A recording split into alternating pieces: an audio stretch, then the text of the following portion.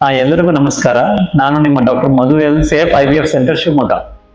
ಈಗ ಕಳೆದ ಕೆಲವು ಮೂರ್ನಾಲ್ಕು ವಾರಗಳಿಂದ ನಾವು ರಿಕರೆಂಟ್ ಪ್ರೆಗ್ನೆನ್ಸಿ ಲಾಸ್ ಬಗ್ಗೆ ನಿರಂತರವಾಗಿ ಇದು ಮಾಡ್ತಾ ಇದೀವಿ, ಅಪ್ಡೇಟ್ಸ್ ಕೊಡ್ತಾ ಇದೀವಿ. ಈಗ ಸರಿ ಸುಮಾರು ನನ್ನ ಹತ್ರ ಪೇಷಂಟ್ಸ್ಗಳು ಬಂದಾಗ ನನ್ನ ಹತ್ರ ಕೇಳೋ ಸಾಕಷ್ಟು ಕಾಮನ್ ಕ್ವೆಶನ್ ಅಲ್ಲಿ ಇದೊಂದು, ಏನು ಸರ್, ನಾನು ಥೈರಾಯ್ಡ್ ಮಾತ್ರ ತಗೊಂತಾ ಇದ್ದೀನಿ, ಅದು ನನಗೆ ಏನಾದ್ರೂ ಎಫೆಕ್ಟ್ ಆಗತ್ತಾ, ನನಗೆ ಮಕ್ಕಳಾಗತ್ತಾ? ಎರಡನೇದು, ಈ ಪ್ರೊಲ್ಯಾಕ್ಟಿನ್ ಅನ್ನೋ ಒಂದು ಹಾರ್ಮೋನ್ ಇರುತ್ತೆ, ಅದು ಮಾರ್ಚ್ನಲ್ಲಿ ರೈಸ್ ಆಗಿರುತ್ತೆ.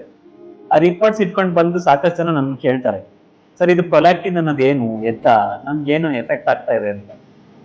ಹೀಗಿದ್ದಾಗ ನಾವು ಅದನ್ನ ನಾನು ಹೇಳೋದು ರಿಕರೆಂಟ್ ಪ್ರೆಗ್ನೆನ್ಸಿ ಲಾಸ್ ಅಥವಾ ಸಬ್ ಫರ್ಟಿಲಿಟಿ, ಇದರಲ್ಲಿ ಬರೋಂಥದ್ದು ಎಂಡೋಕ್ರೈನಾಲಜಿಕಲ್ ಕಾಸಸ್ ಅಂತ ಇದೆ. ಏನು ಎಂಡೋಕ್ರೈನಾಲಜಿಕಲ್ ಕಾಸಸ್ ಅಂತಂದ್ರೆ, ಇದು ಒಂದು ಥೈರಾಯ್ಡ್ ಗ್ರಂಥಿ, ನಮ್ಮ ದೇಹದಲ್ಲಿ ಅತಿ ಇಂಪಾರ್ಟೆಂಟ್ ಥೈರಾಯ್ಡ್ ಗ್ರಂಥಿ. ಅದು ಥೈರಾಯ್ಡ್ ಅನ್ನೋ ಹಾರ್ಮೋನ್ ಸೆಕ್ರೀಟ್ ಮಾಡ್ತಾ ಇದೆ, ಅರ್ಥ ಆಯ್ತಾ? ಅದು ಕಡಿಮೆ ಸೆಕ್ರೀಟ್ ಮಾಡ್ತಾ ಇದೆ ಅಂತಂದ್ರೆ ಅದನ್ನ ಹೈಪೋಥೈರಾಯ್ಡಿಸಮ್ ಅಂತ ಕರಿತೀವಿ, ಅಥವಾ ಜಾಸ್ತಿ ಸೆಕ್ರೀಟ್ ಆಗ್ತಾ ಇದೆ ಅಂದ್ರೆ ಹೈಪರ್ ಥೈರಾಯ್ಡಿಸಮ್ ಅಂತ ಕರಿತೀವಿ. ಈ ಕಡಿಮೆ ಸೆಕ್ರೀಟ್ ಆಗ್ತಾ ಇದೆ ಅಂತ ಅನ್ನೋದಾದ್ರೆ ಅವಾಗ ಏನಾಗಿರುತ್ತೆ, ನಿಮ್ಮ ಹಾರ್ಮೋನ್ಸ್ TSH ಅನ್ನೋ ಹಾರ್ಮೋನ್ಸ್ ಜನರಲಿ 2.5 ಇಂದ 4.1 ತನಕ ಇರುತ್ತೆ. TSH 4ರಿಂದ ಮೇಲ್ಪಟ್ಟಿದ್ದಾದ್ರೆ ಅದನ್ನು ಹೈಪೋಥೈರಾಯ್ಡಿಸಮ್ ಅಂತ ಕರಿತೀವಿ. ನಾವು ಫರ್ಟಿಲಿಟಿ ಸ್ಪೆಷಲಿಸ್ಟ್ ಏನ್ ಹೇಳ್ತೀವಿ ಅಂತಂದ್ರೆ, ನೀವು ಕನ್ಸೀವ್ ಆಗ್ಬೇಕು ಅಂತ ಅನ್ನೋದಾದ್ರೆ ನಿಮ್ಮ TSH ಲೆವೆಲ್ಸ್ 2.5ಕ್ಕಿಂತ ಕಡಿಮೆ ಇದ್ದರೆ ಸಾಕು ಅಂತ. ಅದಕ್ಕಿಂತ ತೀರಾನು ಕಡಿಮೆ ಆಗ್ಬಾರ್ದು, ಅದಕ್ಕಿಂತ ತೀರಾ ಜಾಸ್ತಿನೂ ಆಗ್ಬಾರ್ದು.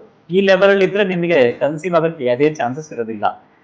ಆಮೇಲೆ ಈಗ ಎಷ್ಟು ಕಾಮನ್ ಆಗಿದೆ ಥೈರಾಯ್ಡ್ ಡಿಸಾರ್ಡರ್ಸ್ ಅಂತಂದ್ರೆ, ನಮ್ದು ಸುಮಾರು ಒಂದು 4-5 ಪೇಷಂಟ್ಸ್ ಇತ್ತೀಚೆಗೆ ಬಂದು ಅದನ್ನ ಕೇಳಿ, ನಾವು ಬರೀ TSH ಟಾರ್ಗೆಟ್ ಮಾಡಿ ನಾವು ಬರೀ ಅವರಿಗೆ ಎಲ್ಟ್ರಾಕ್ಸಿನ್ ಅನ್ನೋ ಒಂದು ಹಾರ್ಮೋನ್ಸ್ ಸಪ್ಲಿಮೆಂಟ್ ಮಾಡಿದಾಗ ನ್ಯಾಚುರಲ್ ಆಗಿ ಕನ್ಸೀವ್ ಆಗಿದ್ದಾರೆ.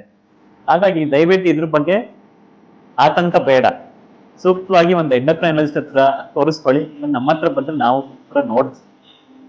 ಎರಡನೇದು, ಅದೇ ಥೈರಾಯ್ಡ್ ಅನ್ನೋ ಹಾರ್ಮೋನ್ ಜಾಸ್ತಿ ಕೆಲಸ ಮಾಡ್ತಾ ಇದ್ರೆ ಅವಾಗ ಏನಾಗುತ್ತೆ, TSH ವ್ಯಾಲ್ಯೂಸ್ ಏನಾಗುತ್ತೆ, ತುಂಬಾ ಕಡಿಮೆ ಆಗ್ತಾ ಬರುತ್ತೆ. ಅದು 0.4ಕ್ಕಿಂತ ಕಡಿಮೆ ಆಗ್ತಾ ಬರುತ್ತೆ. ಅವಾಗ ಅದನ್ನ ಹೈಪರ್ ಥೈರಾಯ್ಡಿಸಮ್ ಅಂತ ಹೇಳ್ತೀವಿ. ಹೈಪರ್ ಥೈರಾಯ್ಡಿಸಮ್ ಅಂತಂದ್ರೆ ಅವಾಗ ನಿಮ್ಗೆ ದೇಹದಲ್ಲಿ ಅದಕ್ಕೆ ತಕ್ಕಂಗೆ ಸಾಕಷ್ಟು ಬದಲಾವಣೆಗಳಾಗ್ತಾ ಹೋಗುತ್ತೆ. ನಿಮ್ಮ ಹಾರ್ಟ್ ರೇಟ್ ಜಾಸ್ತಿ ಆಗ್ಬೋದು, ಕೂದಲು ಉದುರಬಹುದು, ಅಥವಾ ಗಾಬರಿ ಆಗ್ಬೋದು, ಅದಕ್ಕೆ ಪಾಲ್ಪಿಟೇಷನ್ಸ್ ಅಂತ ಕರಿತೀವಿ, ಇಷ್ಟೆಲ್ಲ ಇರುತ್ತೆ. ಅಥವಾ ಅನ್ಎಕ್ಸ್ಪ್ಲೈನ್ ವೆಯ್ಟ್ ಲಾಸ್ ಆಗ್ತಾ ಇರ್ಬೋದು. ಸೊ ಹಾಗಾಗಿ ಇದು ಥೈರಾಯ್ಡ್ ಸಮಸ್ಯೆ ಅಂತ ಅನ್ನೋದ್ರೆ, ಒಂದು ಕಡಿಮೆ ಕೆಲಸ ಮಾಡೋಂಥದ್ದು, ಒಂದು ಜಾಸ್ತಿ ಕೆಲಸ ಮಾಡೋಂಥದ್ದು.